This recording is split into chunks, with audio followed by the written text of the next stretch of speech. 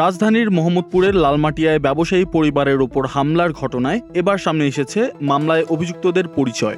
ভুক্তভোগীদের অভিযোগ, CCTV footage এবং তদন্ত সংশ্লিষ্ট তথ্য পর্যালোচনা করে মামলায় জড়িতদের শনাক্ত করেছে পুলিশ। তবে এখনও কাউকে গ্রেফতার করা সম্ভব হয়নি। মামলার এজাহার, ভুক্তভোগীদের অভিযোগ এবং তদন্ত সংশ্লিষ্ট তথ্য অনুযায়ী হামলায় অংশ নেন একাধিক ব্যক্তি। তাদের মধ্যে ছিলেন ফারহান মুন্না, আশফিন রহমান, রায়হান মাহমুদ অশ্রু, ফাহিম রায়হান এবং আহনাফ। কিন্তু অজ্ঞাত এখনও অনেকেই, যাদের পরিচয় এখনও পাওয়া যায়নি। মামলার তদন্ত কর্মকর্তা এসআই সুব্রত জানান, এক পক্ষ মামলা করছে, আমরা আসামি গ্রেফতারের জন্য আর কি চেষ্টা করতেছি। নাম ঠিকানা দিয়ে মামলা দিচ্ছে আর কি, বুঝছেন?